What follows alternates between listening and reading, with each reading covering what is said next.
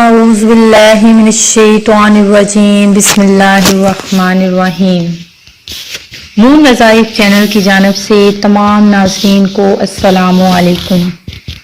میں اپنا چینل نون وظائف کی جانب سے آپ کی خدمت میں ایک نیا وظیفہ لے کر حاضر ہوئی ہوں۔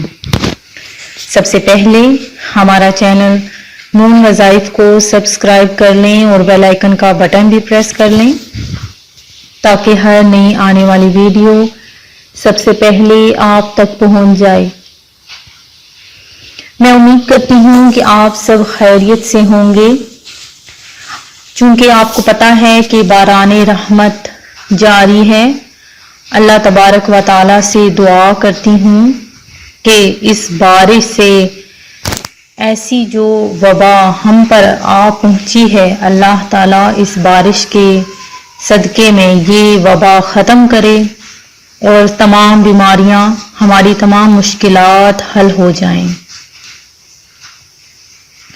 ویسے تو درود شریف کسی بھی وقت یا موقع کی قید کے بغیر کثرت کے ساتھ پڑھنا چاہیے، تاہم بعض مواقع ایسے ہیں جہاں اس کے پڑھنے کی خصوصی تاکید کی گئی ہے۔ ان میں سے کچھ تو مشہور ہیں، مثلا ہر نماز کے آخری تشہد میں قنوت، وتر کے آخر میں، نماز جنازہ کی دوسری تکبیر کے بعد اور خطبہ جمعہ وغیرہ میں۔ ان کے علاوہ مزید کچھ مواقع یہ ہیں: دعا سے پہلے حضرت فضالہ بن عبید رضی اللہ تعالیٰ عنہ بیان کرتے ہیں کہ نبی کریم صلی اللہ علیہ وآلہ وسلم نے ایک شخص کو نماز میں دعا کرتے ہوئے سنا۔ اس نے آپ صلی اللہ علیہ وآلہ وسلم پر درود نہ بھیجا، چنانچہ آپ صلی اللہ علیہ وآلہ وسلم نے فرمایا اس نے جلد بازی کی ہے۔ پھر آپ نے اسے بلایا اور فرمایا تم میں سے کوئی شخص جب نماز پڑھ لے تو سب سے پہلے اللہ تعالیٰ کی تعریف و ثنا بیان کرے، پھر نبی صلی اللہ علیہ وآلہ وسلم پر درود بھیجے، اس کے بعد جو چاہے اللہ سے مانگے۔ اور حضرت عمر بن خطاب رضی اللہ تعالیٰ عنہ فرماتے ہیں کہ بے شک دعا آسمان اور زمین کے درمیان رکی رہتی ہے اور کوئی دعا اوپر نہیں جاتی یہاں تک کہ آپ نبی صلی اللہ علیہ وآلہ وسلم پر درود و سلام نہ بھیجا جائے۔ جب نبی کریم صلی اللہ علیہ وسلم کا ذکر کیا جائے تو ذکر کرنے اور سننے والے دونوں کو آپ صلی اللہ علیہ وآلہ وسلم پر درود بھیجنا چاہیے۔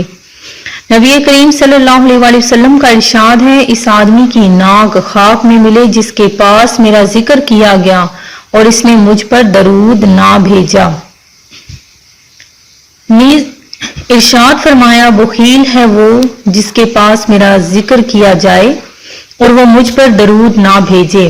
ارشاد نبوی صلی اللہ علیہ وآلہ وسلم ہے کہ جب تم مؤذن کو سنو تو تم بھی اس طرح کہو جیسے وہ کہے، پھر مجھ پر درود بھیجو، کیونکہ جو شخص مجھ پر ایک مرتبہ درود بھیجتا ہے اللہ تعالیٰ اس پر 10 مرتبہ رحمتیں نازل فرماتا ہے۔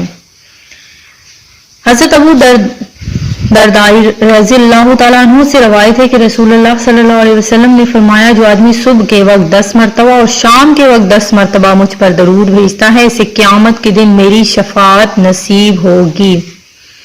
مسجد میں داخل ہوتے اور اس سے نکلتے ہوئے پہلے درود شریف اور پھر مسنون دعا پڑھنی چاہیے۔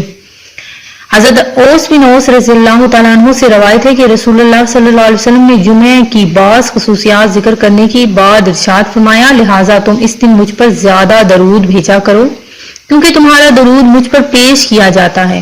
صحابہ کرام رضی اللہ تعالیٰ عنہ نے فرمایا اے اللہ کے رسول ہمارا درود آپ پر کیسے پیش کیا جائے گا جبکہ قبر میں آپ کا جسد اطہر تو وہ سیدھا ہو جائے گا۔ رسول اللہ صلی اللہ علیہ وسلم نے جواب دیا بے شک اللہ تعالیٰ نے زمین پر یہ بات حرام کر دی ہے کہ وہ انبیاء کے جسموں کو کھائے۔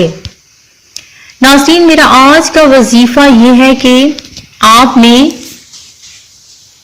کیا کرنا ہے کہ روزانہ ایک وقت مقرر کر لینا ہے اور 786 مرتبہ بسم اللہ الرحمن الرحیم پڑھنا ہے، اور اس سے یہ ہوگا کہ آپ کی تمام حاجات، تمام آپ کی خواہشات، آپ کے مقصد، جس مقصد کے لیے بھی آپ پڑھیں گے آپ کا وہ مقصد پورا ہو جائے گا۔